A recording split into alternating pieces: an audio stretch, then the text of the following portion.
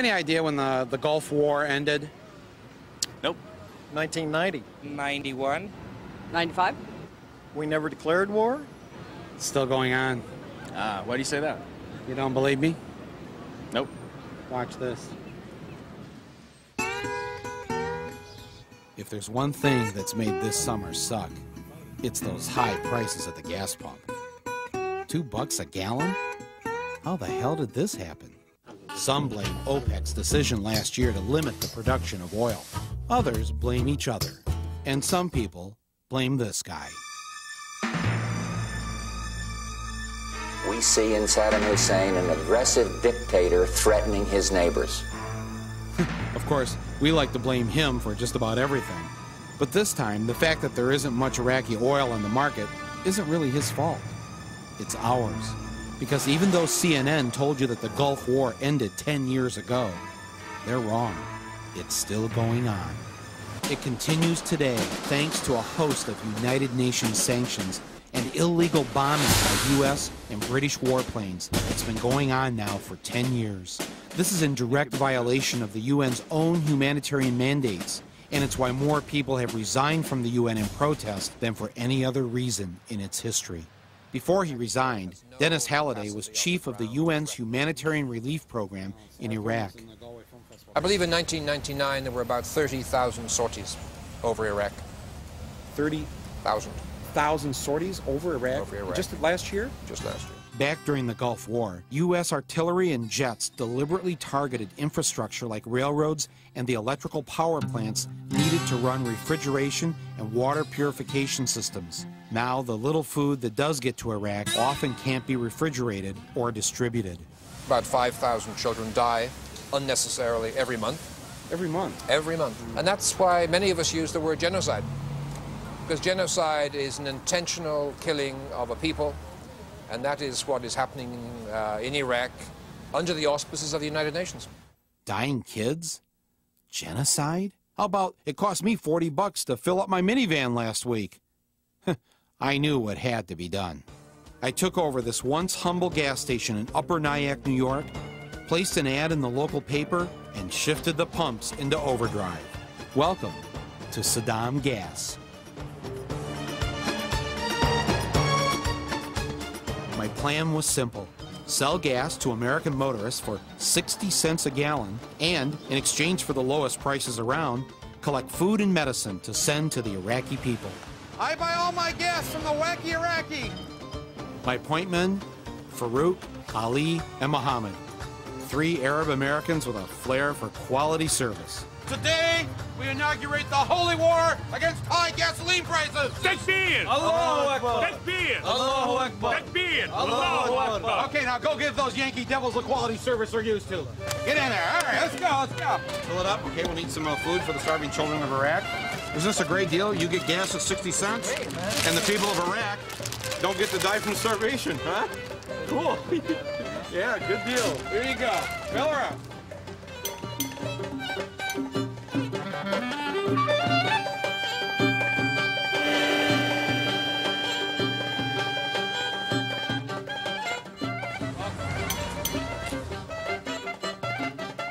Thank you.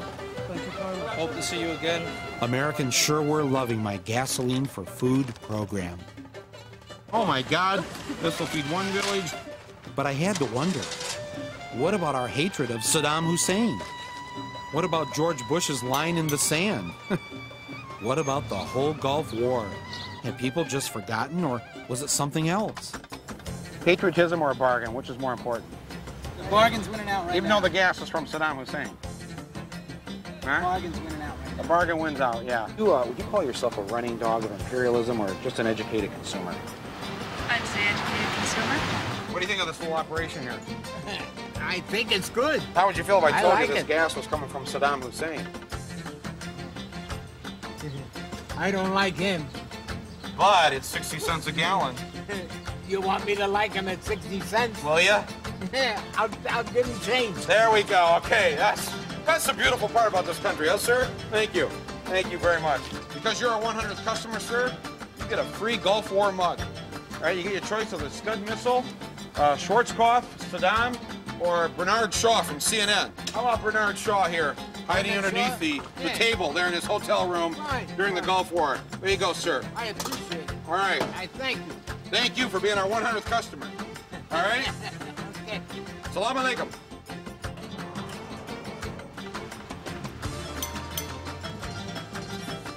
The enthusiasm was contagious. Saddam's gone crazy! Come on. Let's go. Let's bring the next patriotic American right up here. Let's go. We got the lowest prices here. And I got the emptiest tank here, so I can see that. You're going to get the biggest haul today. What about all his weapons that are hidden? You know, we don't want to give him more reason to build his arsenals up by feeding him, keeping his people so healthy they can build their nuclear arsenals up. Well, sir, if you stay in this line and fill up this big gas guzzler at 60 cents a gallon with our Iraqi gas, you're going to be helping the man right now. Is this Iraqi gas here today? Yes, sir. How'd you get that? Can't tell. It's against the law. Well, you keep bringing it here at 60 cents a gallon. And you'll fill it up. Yeah, I'll fill it up. All right, that's what I want to hear. Thank you, sir. Of course, with an enterprise like this, there were bound to be a few small cultural differences. Allahu Akbar.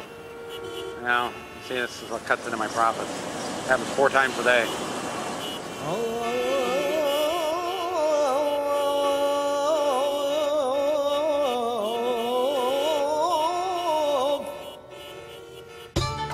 The food was piling up faster than dead Iraqi civilians.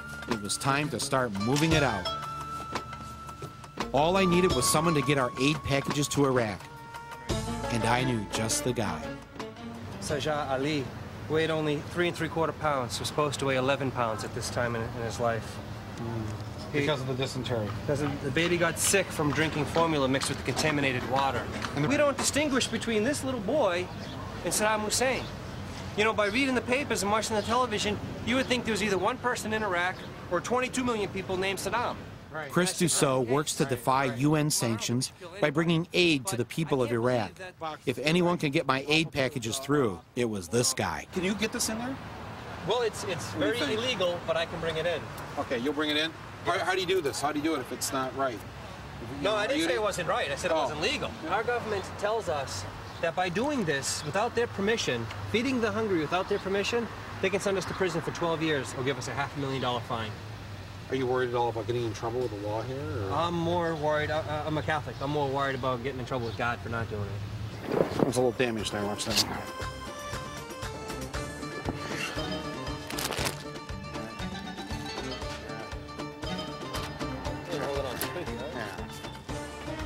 Thanks. Good luck. Assalamu alaikum.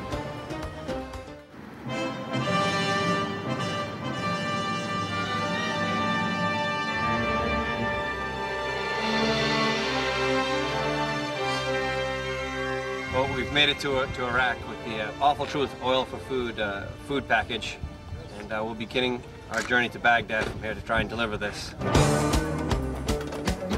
Chris really hit the ground running in Iraq. Our aid packages were getting to people everywhere. Basra, Baghdad, and all points in between.